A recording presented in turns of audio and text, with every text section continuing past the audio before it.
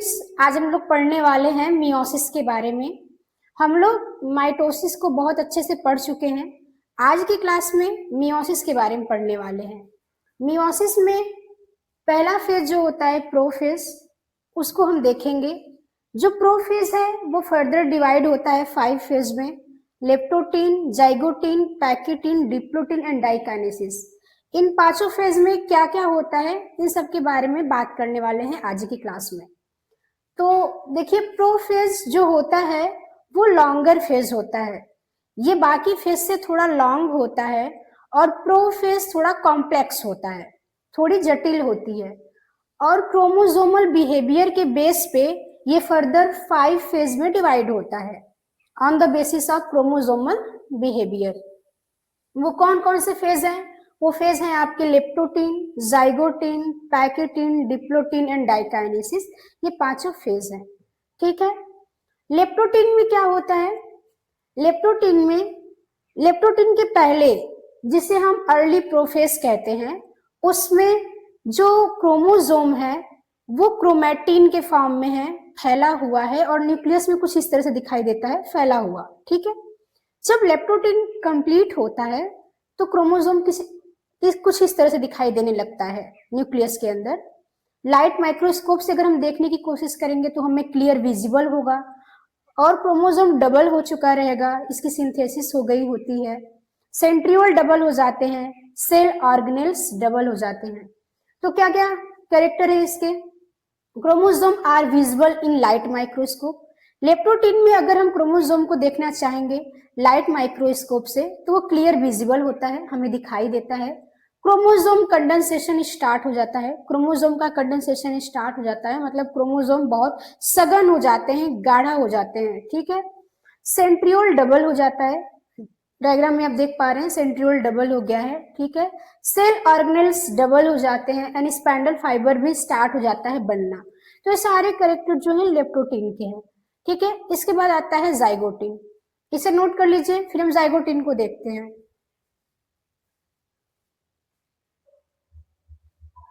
I hope आप लोग note कर लिए होंगे। अब जाइगोटीन को देखते हैं, जाइगोटीन में क्या होता है, ठीक है। जाइगोटीन में पेयरिंग होता है होमोलॉगस क्रोमोसोम का, ठीक है। पेयरिंग होना स्टार्ट हो जाता है, जो दूर दूर क्रोमोसोम होते हैं वो पास पास आने लगते हैं, पेयर में बनाने लगते हैं। होमोलॉगस क्रोमोसोम क्या है?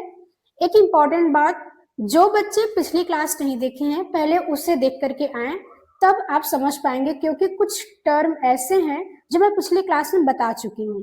अगर वो आप नहीं अटेंड किए हैं तो फिर इसमें आपको समझ में नहीं आएगा, ठीक है। हमने होमोलॉगस क्रोमोसोम किसे कहते हैं इसे बहुत अच्छे से पिछली क्लास में समझाया था, ठीक है। होमोलॉगस क्रोमोसोम क्या है? जो क्रोमोसोम की पेयरिंग होती है उसमें जो सेम साइज के, सेम शेप के क्रोमोसोम होते हैं, सेम जीन के क्रोमोसोम होते हैं, उनका पेयर बनता है। तो वो जो पेयर बनता है क्रोमोसोम का, उसे ही होमोलॉगस क्रोमोसोम कहते हैं। होमो मतलब समान, ठीक है।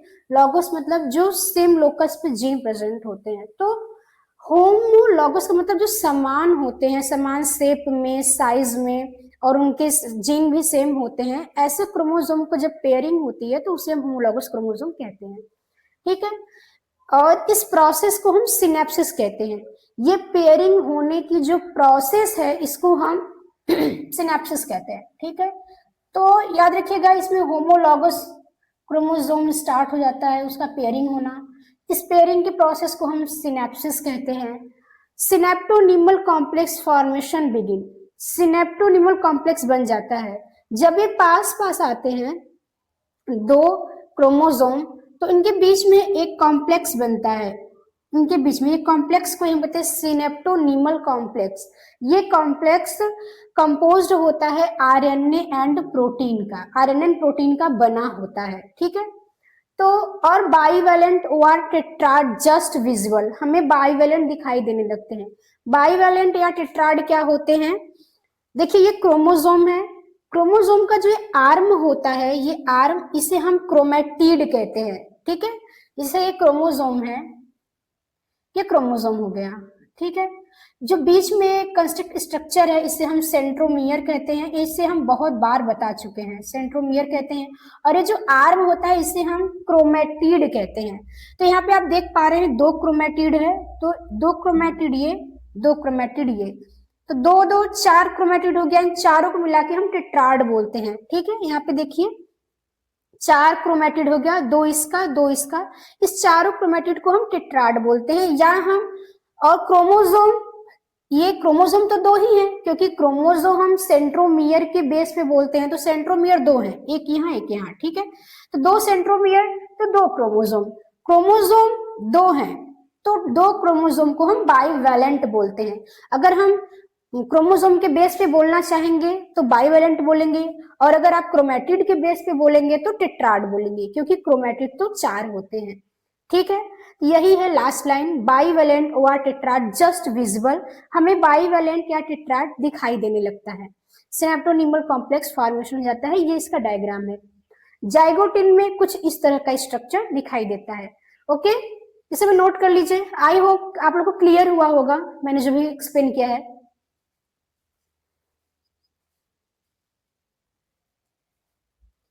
हम देख लेते हैं पैकेटिन में क्या होता है।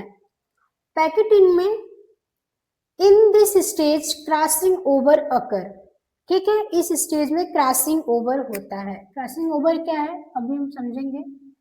ठीक है, crossing over occur between non sister chromatid of the homologous chromosome. ठीक है, पैकेटिन में होमोलॉगस क्रोमोसोम के बीच में क्रॉसिंग ओवर होता है, या हम कह सकते हैं non sister chromatid of homologous chromosome के बीच में क्रॉसिंग ओवर होता है।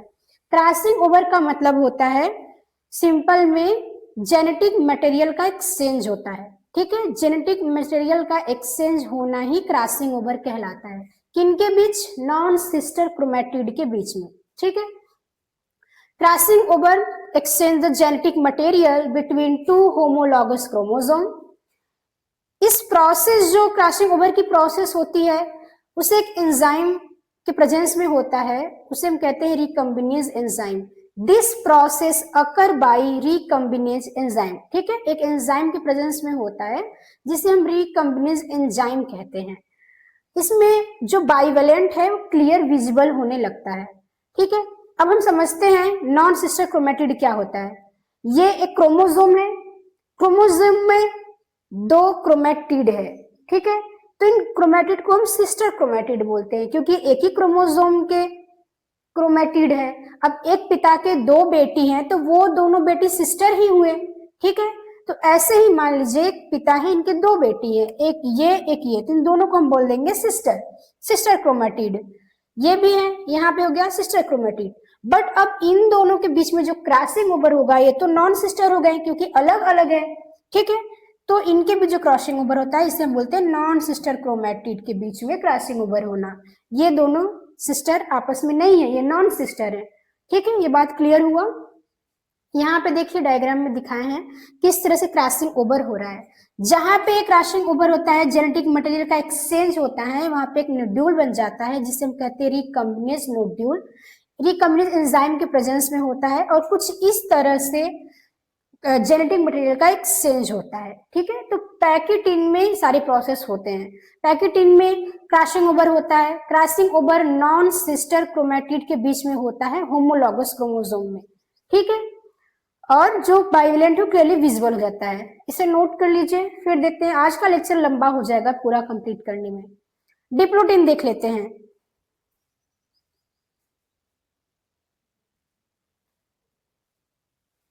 तो डिप्लोटिन में कुछ इस तरह से स्ट्रक्चर दिखाई देने लगता है, एक्स शेप स्ट्रक्चर दिखाई देने लगता है। ठीक है, जिसे हम कियाज्मा बोलते हैं। X shape structure that is chiasma was the site of crossing over. ठीक है, जहां पे क्रॉसिंग ओवर हो गया वहां एक्स शेप स्ट्रक्चर बन जाता है जिसे हम कियाज्मा कहते हैं। और जो सिनेप्टोनिमल कॉम्प्लेक्स है वो धीरे धीरे उसका डिसोल्यूशन होने लगता है, वो घुलने लगता है। ठीक है, dissolution of synaptonemal complex begin. Diakinesis में क्या होता है, कुछ इस तरह से, फिर डाइकाइनेसिस में ये कुछ इस तरह से अलग दिखाई देने लगते हैं और आप देख पा रहे हैं कि जेनेटिक मटेरियल एक्सचेंज हो गया है। ठीक है। डिसअपियर ऑफ कियाज्मा, कियाज्मा डिसअपियर हो गया है। Complete dissolution of synaptonemal complex, synaptonemal complex completely dissolve हो चुका है। अब ये मूव करेगा मेटाफेज की तरफ। तो ये पूरा हमने प्रोफेज की प्रोसेस देख ली है। डिप्लोटिन में क्या होता है, जाइगोटिन में क्या होता है, पैकिटिन में क्या होता है, डिप्लोटिन में क्या होता है एंड डाइकाइनेसिस में, इन सब के बारे में बहुत अच्छे से हमने बात कर लिया। लेप्टोटिन में क्या होता है, लेप्टोटिन में हम लाइट माइक्रोस्कोप से देखेंगे तो हमें क्रोमोसोम विजिबल होने लगता है, दिखाई देने लगता है, क्रोमोसोम कंडेंसेशन होना स्टार्ट हो जाता है। और इसके बाद हम जाइगोटिन में देखेंगे तो जो क्रोमोसोम बन गया है उसका पेयरिंग होने लगता है, वो पेयर में आ जाते हैं, ठीक है। और आता है आपका पैकेटिन। पैकेटिन में क्या होता है, जो क्रोमोसोम में जो पेयरिंग हो गया है, नॉन सिस्टर क्रोमेटिड के बीच में क्रॉसिंग ओवर होता है, सिनेप्टोनिमल कॉम्प्लेक्स बनता है, ठीक है।